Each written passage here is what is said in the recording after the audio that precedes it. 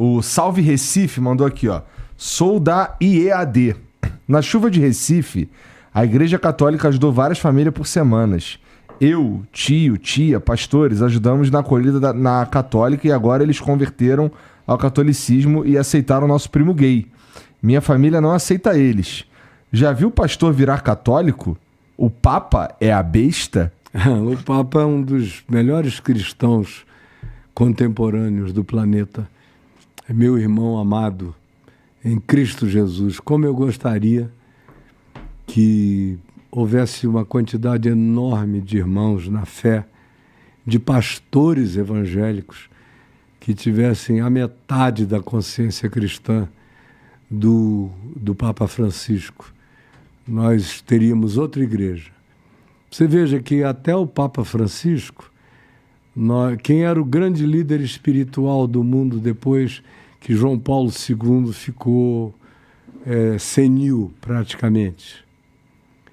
Aí depois veio Bento XVI e não conseguiu dar conta do recado. O grande líder espiritual se tornou o Dalai Lama. Não sei se você lembra. Era o Dalai Lama a figura mundial. Na falta de um papa lúcido e comunicativo, ele era o cara que estava em todas no planeta. Aí aparece o Francisco, do nada. E 3, 4 meses depois, você não ouvia mais falar no Dalai Lama, porque no sorriso e na simplicidade, e no acolhimento e na bondade, sem fazer nenhuma pregação ostensiva, mas apenas fazendo perguntas. Bom, quem sou eu para julgar? Quem sou eu para não aceitar? Quem somos nós para preterir? Você vê que ele nunca fez nenhuma afirmação contundente. Ele só jogou na cara de todo mundo quem era quem para fazer esse tipo de julgamento sobre o próximo. E eu o vejo enfraquecendo-se fisicamente e peço ao Senhor, nosso Deus, que dê mais vida a ele e que quando ele vá, surja alguém que tenha um mínimo de sentimento humano, cristão, de bondade, de verdade e de justiça no coração, e que ame a Jesus como ele ama, porque ele é um homem que não quer ser nada além de um servo de Jesus. Ele se diminuiu o máximo que ele pôde considerando as demandas da Cúria Católica. Não podia baixar o nível mais do que aquilo, mas ele baixou até onde ele pôde. E na história do catolicismo romano nunca houve um papa como Francisco. Nós estamos vivendo um tempo privilegiado. Na tua opinião, ele é um papa, vou usar a palavra melhor do que o todos João os Paulo? demais da história, do que o João Paulo? É. Mas muito. João Paulo estava longe de ter a simplicidade do Papa Francisco, a sinceridade explícita do Papa Francisco. Eram outros tempos. As pessoas também são filhas do seu tempo e da sua geração. Agora, ele não teve vergonha de ser o melhor cristão papa que ele poderia ser numa geração cheia dos questionamentos conforme a nossa geração. E eu tenho amigos da Argentina que conviveram muito com ele, pastores. Eu cheguei um tempo a pensar que eu tinha encontrado com ele na Argentina, porque eu fui falar umas 2 vezes para pastores e autoridades eclesiásticas argentinas durante uma semana. E estavam os bispos, os arcebispos, católicos, todo mundo no tempo que ele era bispo. E eu fiquei assim com uma impressão, eu digo, eu conheço esse irmão, quando ele apareceu pela primeira vez no balcão. Mas nunca consegui constatar se era ele mesmo ou não. Mas se era, eu recebi muitos beijos queridos desse cara. Maneiro. Sim, muitos. E tive um carinho enorme por ele e por todos os outros que estavam lá. E terei sempre. Eu não vejo a vida assim.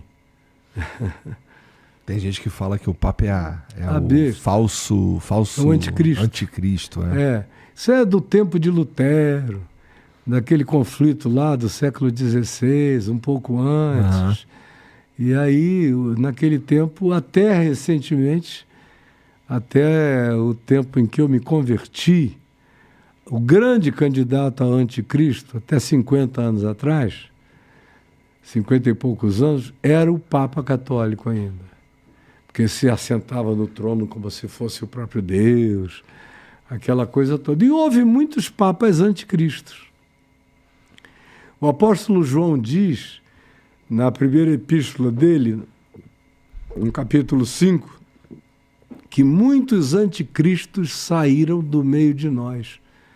Ou seja, do ponto de vista de João, apóstolo de Jesus, os anticristos podiam sair de dentro da igreja. E ele reconheceu algumas pessoas que tinham convivido com ele e com outros. Ele disse, eles estavam conosco, eram dos nossos, mas saíram do nosso meio porque não carregavam a divina semente da graça e do Evangelho. Por isso traíram o Evangelho da graça de Deus. Então o pessoal fica pensando só num grande anticristo. Olha em volta, na religião cristã, está entupida de anticristos por todo lado. Cara, é uma inflação de anticristo que não acaba mais. O que tem de pastor anticristo. Só que os papados deles são pequenos. Os reinados deles são aqueles guetos. Mas eles são anticristos.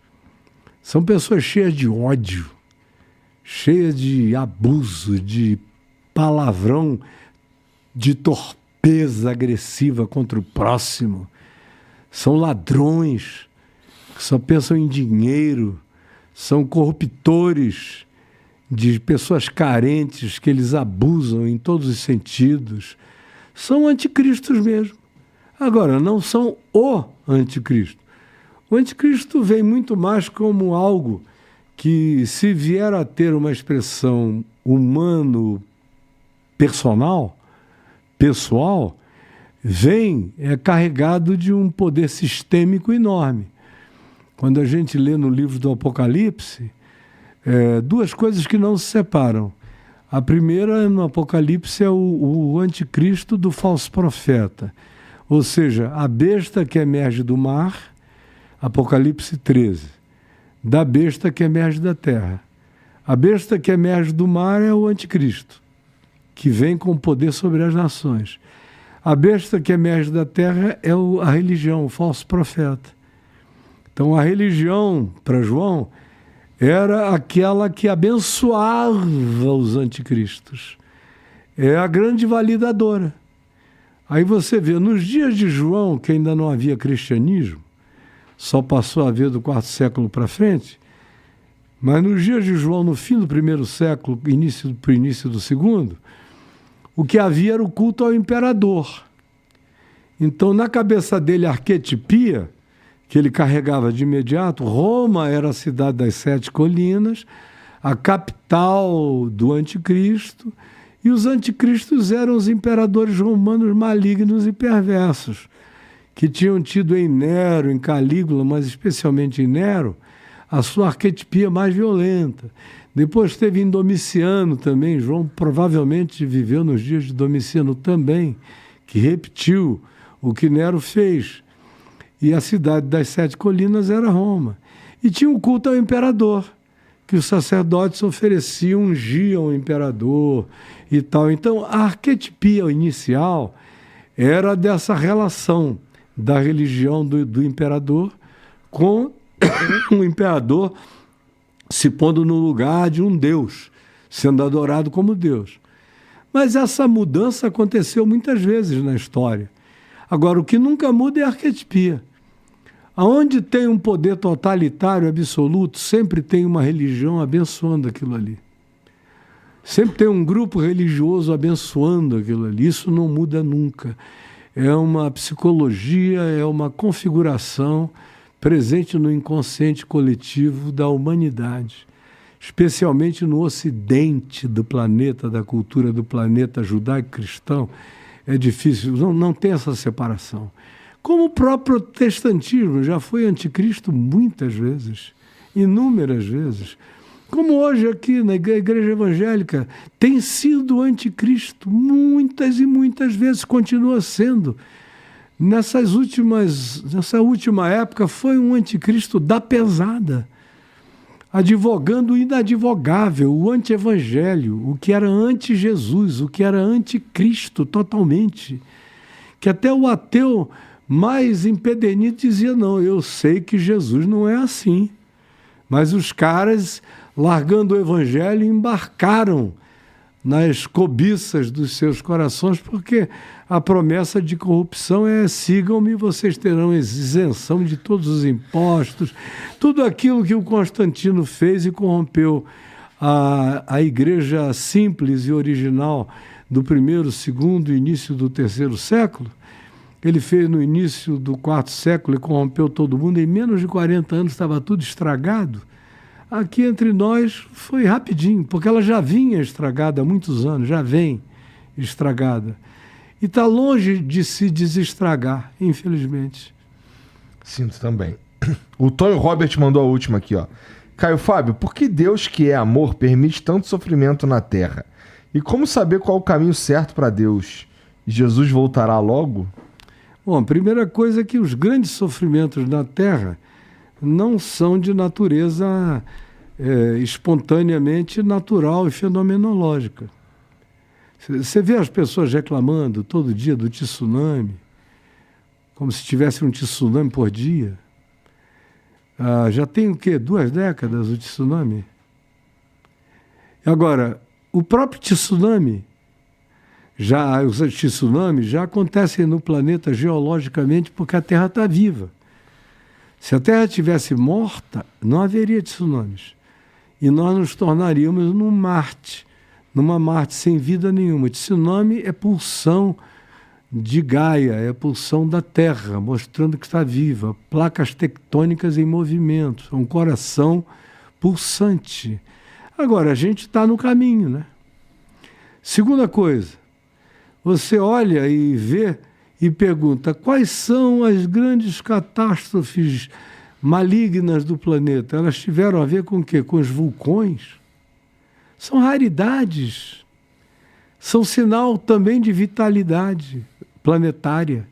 Sem eles, nós nos extinguiríamos com uma rapidez extraordinariamente maior. Ou qualquer outro argumento de natureza natural cai no âmbito da vitalidade planetária, da saúde planetária. É como uma espinha que brota na cara de um adolescente. É como alguma coisa só que aconteceu de eu habitar em cima da espinha do adolescente, terráqueo. Agora, Jesus disse, a filosofia de Jesus é a coisa mais simples do mundo. Chegaram para ele e disseram, tu viste o que aconteceu na Torre de Siloé? Como 18 pessoas estavam subindo a torre, lá em Jerusalém, e a torre caiu sobre os 18, e eles morreram. Eles queriam inferir o fato de que aqueles caras eram mais pecadores por causa daquela calamidade. Aí Jesus disse, vocês estão dizendo o quê? Que aqueles ali eram mais pecadores do que os outros habitantes de Jerusalém por causa daquela calamidade? O que designa a calamidade não é o modo de morrer, mas sim o modo de viver.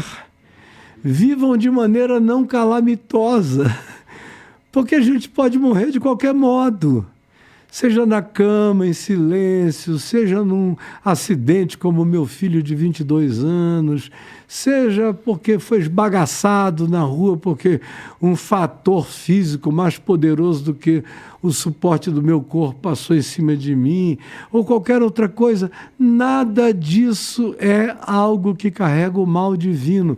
Faz parte de existir num mundo físico, espaço-temporal. E parece que as pessoas têm uma dificuldade brutal. Todo mundo, no fim, queria que Deus fosse um jogador de game. E os crentes fossem aqueles seres marcados com superpoderes para Deus apertar assim o cara dar um pulo, pular o abismo, não sei o quê. Parece essa projeção do universo holográfico que se vem divulgando ultimamente por aí, que nada mais é do que uma reatualização teológica a partir do pressuposto digital, mas continua a ser calvinismo e arminianismo.